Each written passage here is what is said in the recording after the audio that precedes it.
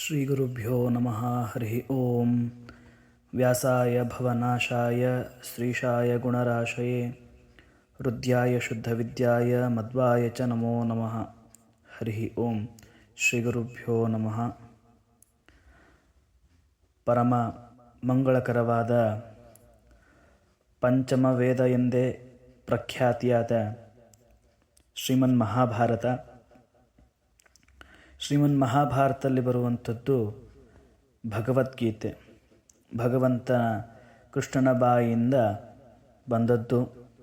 ಹಾಗಾಗಿ ಆ ಎಲ್ಲ 700 ಶ್ಲೋಕಗಳನ್ನು ಸ್ವತಃ ಭಗವಂತ ನಮಗೆ ಉಪದೇಶವನ್ನು ಮಾಡಿ ನಮ್ಮ ಮೇಲೆ ಅನುಗ್ರಹವನ್ನು ಮಾಡಿದ್ದಾನೆ. ಭಗವದ್ಗೀತೆ ಒಂದು ನಮ್ಮ ಜೀವನ ಉತ್ತಮ ರೀತಿಯಲ್ಲಿ ನಡೆಸಲಿಕ್ಕೆ ಮಾರ್ಗದರ್ಶಕವಾಗಿದೆ. ಹಾಗಾಗಿ ಉತ್ತಮವಾದ ಜೀವನ ನಡೆಸಲಿಕ್ಕೆ ಬೇಕಾಗುವಂಥ ಎಲ್ಲ ಅಂಶಗಳನ್ನು ಭಗವದ್ಗೀತೆಯಲ್ಲಿ ಸಾಕ್ಷಾತ್ ಭಗವಂತನೇ ಹೇಳಿದ್ದಾನೆ. ಅಂತಹ ಗೀತೆಯ ಪಾರಾಯಣವನ್ನು ಮಾಡೋದ್ರಿಂದ ನಮಗೆ ಉತ್ತಮೋತ್ತಮವಾದ ಗತಿಗಳು ಲಭಿಸ್ತವೆ, ಇಷ್ಟಾರ್ಥ ಕಾಮ್ಯಗಳು ಸಿದ್ಧಿಸ್ತವೆ ಅನ್ನೋದಕ್ಕಾಗಿ ಭಗವಂತನು ಹೇಳಿರುವ ಆ ಗೀತೆಯ ಪಾರಾಯಣ ತುಂಬ ಮುಖ್ಯವಾದದ್ದು. ಪಾರಾಯಣ ಅಂತ ಹೇಳ್ತಾ ಇದ್ದೀರಿ, ಪಾರಾಯಣ ಮಾಡೋದ್ರಿಂದ ಆಗುವ ಉಪಯೋಗ ಏನು ಅಂತ ಪ್ರಶ್ನೆ ಬರುವುದು ಸಹಜ. ಹಾಗಾಗಿ ಆ 18 ಅಧ್ಯಾಯಗಳನ್ನು ಪಾರಾಯಣ ಮಾಡಿದರೆ ಏನೇನು ಆಗ್ತದೆ, ಏನೆಲ್ಲ ಫಲಗಳು ಪ್ರಾಪ್ತವಾಗ್ತವೆ ಅನ್ನೋದನ್ನು ಒಂದೊಂದೇ ಅಧ್ಯಾಯದ ಮುಖೇನವಾಗಿ ನಾವು ತಿಳಿಯೋಣ. ಮೊದಲಿಗೆ ಅರ್ಜುನ ವಿಷಾದ ಯೋಗ ಮೊದಲನೇ ಅಧ್ಯಾಯ 47 ಶ್ಲೋಕಗಳನ್ನು ಉಳ್ಳದ್ದು. ಈ ಒಂದು ಅಧ್ಯಾಯದ ಪಾರಾಯಣದಿಂದ ಆಗುವ ಉಪಯೋಗ ಏನು ಫಲ ಅಂತ ಕೇಳಿದರೆ, ಗೀತೆಯಿಂದ ಸದ್ಗತಿಯನ್ನು ಪಡಿಬೋದು. ಸದ್ಗತಿ, ಒಳ್ಳೆಯ ಗತಿ ಆಗ್ತದೆ, ಉತ್ತಮವಾದ ಲೋಕ ನಮಗೆ ಪ್ರಾಪ್ತಿಯಾಗ್ತವೆ. ಪರಲೋಕವೂ ಹಾಗೂ ಇಹಲೋಕದಲ್ಲಿಯೂ ಕೂಡ ಒಳ್ಳೆಯ ಗತಿಯನ್ನು ನಾವು ಹೊಂದುತ್ತೇವೆ. ಒಳ್ಳೆಯ ಅನುಕೂಲತೆ ನಮಗೆ ಆಗ್ತದೆ ಅನ್ನೋದಕ್ಕಾಗಿ ಮೊದಲನೇ ಅಧ್ಯಾಯದ ಪಾರಾಯಣವನ್ನು ಮಾಡಬೇಕು. ಹಾಗಾಗಿ ಸುಶರ್ಮ ಅಂತ ಒಬ್ಬ ಬ್ರಾಹ್ಮಣ, ಅವನು ಹೆಸರಿಗಷ್ಟೇ ಬ್ರಾಹ್ಮಣ, ಆದರೆ ಪಾಪ ಕಾರ್ಯಗಳಲ್ಲಿಯೇ ನಿಸ್ಸೀಮನಾಗಿರ್ತಕ್ಕಂಥವನು.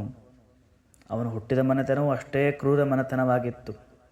ಯಾವ ಧ್ಯಾನವಿಲ್ಲ, ಸ್ನಾನವಿಲ್ಲ, ಜಪವಿಲ್ಲ, ಹೋಮವಿಲ್ಲ, ಅತಿಥಿ ಪೂಜೆ ಇಲ್ಲ, ಎಲ್ಲವೂ ಕೂಡ ಶಾಸ್ತ್ರಕ್ಕೆ ವಿರುದ್ಧವಾದ ವಿಚಾರಗಳನ್ನೇ ಮಾಡ್ತಾ ವಿಷಯಗಳಲ್ಲೆಲ್ಲ ಆಸಕ್ತಿ ಹೊಂದಿ ಏನು ಅನ್ಯಾಯ ಅಧರ್ಮ ಮಾಡಬೇಕು ಅದೆಲ್ಲವೂ ಮಾಡುವಂಥವನು ಅವನು. ಅವನೊಂದು ಕೆಲಸವನ್ನು ಮಾಡ್ತಾ ಇದ್ದ. ಅವನ ವೃತ್ತಿ ಏನು ಅಂದರೆ ಬೇಸಾಯ ವೃತ್ತಿ ಮಾಡ್ತಾಯಿದ್ರು ಕೂಡ ಮದ್ಯವನ್ನು ಕುಡಿತಾ ಇದ್ದ, ಮಾಂಸವನ್ನು ಭಕ್ಷಣೆಯನ್ನು ಮಾಡ್ತಾ ಇದ್ದ. ಹೀಗೆ ತುಂಬ ದಿನಗಳಿಂದ ನಡೀತಾ ಹೋಗ್ತಾ ಇತ್ತು.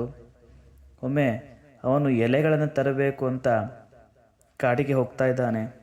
ಆಗ ಒಂದು ಸರ್ಪ ಕಚ್ಚಿ ಸತ್ತು ಹೋಗ್ತಾ ಇದ್ದಾನೆ. ಅವನು ಮಾಡಿದ ಆ ಎಲ್ಲ ಪಾಪಕ್ಕೆ ನರಕಕ್ಕೆ ಹೋಗ್ತಾನೆ. ನರಕದಲ್ಲಿ ಬಿದ್ದು ಬಳಲ್ತಾನೆ. ಆ ನರಕಾದಿ ದುಃಖವೆಲ್ಲ ಅನುಭವಿಸ್ತಾನೆ. ಇನ್ನು ಮಿಕ್ಕ ಶೇಷ ನರಕ ಪಾಪವನ್ನು ಅನುಭವಿಸ್ಲಿಕ್ಕೆ ಅವನು ಎತ್ತಾಗಿ ಹುಟ್ಟುತ್ತಾ ಇದ್ದಾನೆ. ವೃಷಭ ಎತ್ತಾಗಿ ಹುಟ್ಟುತ್ತಾ ಇದ್ದಾನೆ. ಹುಟ್ಟಿರ್ತಕ್ಕಂಥ ಆ ಎತ್ತನ್ನು ಒಬ್ಬ ಹೆಳವ ಅದನ್ನು ಖರೀದಿ ಮಾಡ್ತಾ ಇದ್ದಾನೆ, ಕೊಂಡುಕೊಳ್ತಾ ಇದ್ದಾನೆ. ಮುಂಜಾನೆ ಹಿಡಿದು ಸಾಯಂಕಾಲವರೆಗೂ ಅವನು ಆ ಎತ್ತಿಗೆ ಚೆನ್ನಾಗಿ ಕೆಲಸವನ್ನು ಹೊಲದಲ್ಲಿ ಕೊಡ್ತಾ ಇದ್ದಾನೆ. ಹೀಗೆ ಒಂದಲ್ಲ ಎರಡಲ್ಲ 15 ವರ್ಷಗಳ ಕಾಲ ಅವನ ಗಾಡಿ ಇಳಿಯೋದಾಗಲಿ, ಅವನ ಹೊಲದಲ್ಲಿ ಕೆಲಸ ಮಾಡೋದಾಗಲಿ, ಹೀಗೆ ಆ ಎತ್ತು ಕೆಲಸವನ್ನು ಮಾಡ್ತಾ ಇತ್ತು. ಒಮ್ಮೆ ಹೀಗೆ ಗಾಡಿಯನ್ನು ಎಳೆಯಬೇಕಾದಾಗ ಎತ್ತು ಬಸವಳಿದು ಕೆಳಗಡೆ ಬಿತ್ತು. ಅದಕ್ಕೆ ಏಳಲಿಕ್ಕೂ ಆಗ್ತಾ ಇಲ್ಲ. ಕಾಲುಗಳೆಲ್ಲ ಮುರಿದು ಹೋಗ್ತಾ ಇವೆ, ಕಣ್ಣುಗಳೆಲ್ಲ ಸುತ್ತಾ ಇವೆ, ಮೂರ್ಛಾ ಪರಿಸ್ಥಿತಿ ಬಂದಿದೆ, ಬಾಯಿಯೆಲ್ಲ ನೊರೆ ಬರ್ತಾ ಇದೆ. ಹೀಗೆ ಮೂರ್ಛೆ ಬಿದ್ದು ಹೋಗಿದೆ. ಅದರ ಪರಿಸ್ಥಿತಿ ಎಷ್ಟು ಹೀನವಾಗಿತ್ತಂದರೆ ನೋಡಿದ ಪ್ರತಿಯೊಬ್ಬರ ಕರುಳು ಕಿತ್ತು ಬರುವ ಹಾಗೆ ಆಗಿತ್ತು. ಅದರ ಪರಿಸ್ಥಿತಿ ಅಷ್ಟು ಗಂಭೀರವಾದ ಪರಿಸ್ಥಿತಿ, ಅಷ್ಟು ಹೀನವಾದ ಪರಿಸ್ಥಿತಿ ಆ ಎತ್ತಿಗೆ ಆಗಿತ್ತು. ಬಂದವರೆಲ್ಲರೂ ಕೂಡ ಎತ್ತನ್ನು ನೋಡಿ ಇದು ಉಳಿಯುವುದಕ್ಕಿಂತ ಸಾಯುವುದೇ ಒಳ್ಳೆಯದು, ಸತ್ತರೆ ಇದಕ್ಕೆ ಒಳ್ಳೆಯದಾಗ್ತದೆ ಅನ್ನುವ ಮಟ್ಟಿಗೆ ಅಷ್ಟು ಅದು ವ್ಯಾಧಿಯಿಂದ ಕೂಡಿತ್ತು. ಬಂದವರೆಲ್ಲರೂ ಕೂಡ ಅದಕ್ಕೆ ಪುಣ್ಯವನ್ನು ಧಾರೆ ಇರ್ತಾಯಿದ್ರು. ಯಾವುದಕ್ಕೆ? ಇದಕ್ಕೂ ಬೇಗ ಮುಖವಾಗಲಿ ಅಂತ, ಬೇಗ ಗುಣಮುಖವಾಗಲಿ ಅಂತಲ್ಲ, ಇದು ಬೇಗ ಸಾಯಲಿ ಅಂತ ಹೇಳಿ ಎಲ್ಲರೂ ತಮ್ಮ ತಮ್ಮ ಪುಣ್ಯವನ್ನು ಧಾರೆ ಎರಿತಾ ಇದ್ದರು. ಹೀಗೆ ಎಷ್ಟೋ ಜನರು ಎರೆದರೂ ಕೂಡ ಪುಣ್ಯವನ್ನು ಆ ಎತ್ತು ಸಾಯಲಿಲ್ಲ. ಕೊನೆಗೆ ಒಬ್ಬ ವೇಷಾಸ್ತ್ರಿ ಬರ್ತಾ ಇದ್ದಾಳೆ. ಆ ಎತ್ತಿನ ಪರಿಸ್ಥಿತಿ ನೋಡಿ ಅವಳು ತನ್ನ ಪುಣ್ಯವನ್ನು ಎರಿತಾ ಇದ್ದಾಳೆ.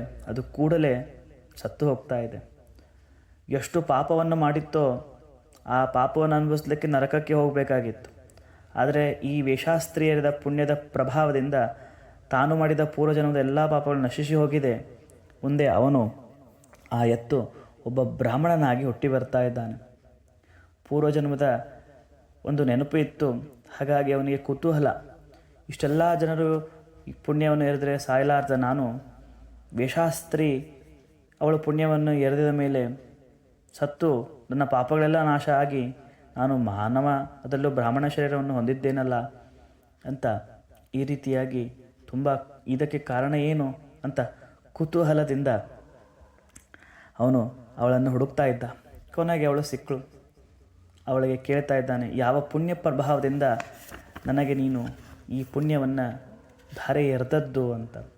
ಆಗ ಅವಳು ಹೇಳಿದ್ಲಂತೆ, ನನಗೂ ಗೊತ್ತಿಲ್ಲ, ನಮ್ಮ ಮನೆಯಲ್ಲಿ ಒಂದು ಗಿಳಿ ಇದೆ. ಆ ಗಿಳಿ ಯಾವ್ಯಾವುದೋ ಶ್ಲೋಕಗಳನ್ನು ನಿತ್ಯ ಹೇಳ್ತಾ ಇತ್ತು. ಅದನ್ನು ಕೇಳ್ತಾ ಇದ್ದೆ.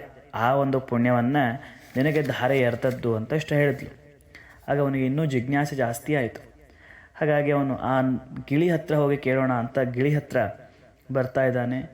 ಗಿಳಿಯನ್ನು ಕುರಿತು ಕೇಳಿದಾಗ ಆಗ ಗಿಳಿ ಹೇಳ್ತಾ ಇದೆ, ನಾನು ಹಿಂದೊಮ್ಮೆ ದೊಡ್ಡ ಪಂಡಿತನಾಗಿದ್ದೆ. ಆ ಒಂದು ಅಹಂಕಾರದಿಂದ ಬೇರೆ ಯಾವ ವಿದ್ವಾಂಸರನ್ನು ಕಂಡರೂ ಹೊಟ್ಟೆ ಉರಿತಾ ಇದ್ದೆ. ಮತ್ತು ನನ್ನ ಗುರುಗಳನ್ನೇ ನಿಂದೆಯನ್ನು ಮಾಡುವ ಚಟದಲ್ಲಿದ್ದೆ. ಹಾಗಾಗಿ ಆ ಒಂದು ದೋಷದ ನಿಮಿತ್ತ ನಾನು ಸತ್ತು ಗಿಳಿಯಾಗಿ ಹುಟ್ಟಿದೆ. ನನ್ನ ಗಿಳಿಯ ಜನ್ಮದ ತಂದೆ ತಾಯಿಗಳು ನನ್ನನ್ನು ಬೇಸಿಗೆಯ ಬಿಸಿಲಿನ ಒಂದು ಬಂಡೆ ಮೇಲೆ ಬಿಟ್ಟು ಹೋಗಿಬಿಟ್ರು. ಆ ಬಿಸಿಯಿಂದ ನಾನು ಬಳಲ್ತಾ ಇರಬೇಕಾದಾಗ, ಬೇಸಿಗೆಯ ಬಾಧೆಗೆ ಒಳಗಾಗಿದ್ದಾಗ ಅಲ್ಲಿ ಬಂದಿರುವ ಋಷಿಮುನಿಗಳು ಅಂತಃಕರಣದಿಂದ ನನ್ನನ್ನು ಕೈಗೆತ್ತಿಕೊಂಡು ಸಾಕಿದ್ರು. ಅವರು ನಿತ್ಯವೂ ಕೂಡ ಆಶ್ರಮದಲ್ಲಿ ಭಗವದ್ಗೀತೆಯ ಮೊದಲನೇ ಅಧ್ಯಾಯವನ್ನು ಪಾರಾಯಣವನ್ನು ಮಾಡ್ತಾಯಿದ್ರು, ಅರ್ಜುನ ವಿಷಾದ ಯೋಗ. ಹಾಗಾಗಿ ಅದನ್ನು ಕೇಳಿ ಕೇಳಿ ನನಗೂ ಪಾಠವಾಯಿತು. ಮುಂದೆ ಸ್ವಲ್ಪ ಸಮಯ ದಿನಗಳಾದ ಮೇಲೆ ಒಬ್ಬ ಕಳ್ಳ ನನ್ನನ್ನು ಕದ್ದು ಬಿಟ್ಟ. ಆಶ್ರಮದಿಂದ ಕದ್ದು ಈ ವೇಷಾಸ್ತ್ರೀಗೆ ಮಾರಿಬಿಟ್ಟ. ಹಾಗಾಗಿ ನಾನು ಅವಳ ಮನೆಯಲ್ಲಿ ನಿತ್ಯವೂ ಕೂಡ ಆ 1ನೇ ಅಧ್ಯಾಯದ ಪಾರಾಯಣವನ್ನು ಮಾಡ್ತಾ ಇದ್ದೆ. ಆ ಪುಣ್ಯದ ಪ್ರಭಾವ ಅವಳು ಕೇಳಿ ಕೇಳಿ ಆ ಪುಣ್ಯವನ್ನು ನಿನಗೆ ಧಾರೆ ಎರೆದು ನೀನು ಎತ್ತಿನಿಂದ ವಿಮುಕ್ತಿ ಹೊಂದಿ ಈಗ ಮನುಷ್ಯ ದೇಹವನ್ನು ಪಡೆದಿದ್ದಿ ಅಂತ ಈ ರೀತಿಯಾಗಿ ಗಿಳಿ ವಿವರಿಸ್ತು. ಹೀಗಾಗಿ ಅದಕ್ಕೆ ತುಂಬ ಖುಷಿಯಾಗಿ ಆ ಬ್ರಾಹ್ಮಣನು ಕೂಡ ಈ ಮೊದಲನೇ ಅಧ್ಯಾಯವನ್ನು ಮತ್ತು ಪಾರಾಯಣವನ್ನು ಮಾಡ್ತಾ ವಿಶೇಷವಾದ ಸುಖವನ್ನು ಅನುಭವಿಸಿದ. ಹಾಗಾಗಿ ಈ ಮೊದಲನೇ ಅಧ್ಯಾಯ ಪಾರಾಯಣವನ್ನು ಮಾಡೋದರಿಂದ ನಮಗೆ ಸದ್ಗತಿ ಸುಖವಾಗ್ತದೆ ಅಂತ ಹೇಳ್ತಾ ಶ್ರೀಕೃಷ್ಣಾರ್ಪಣಮಸ್ತು.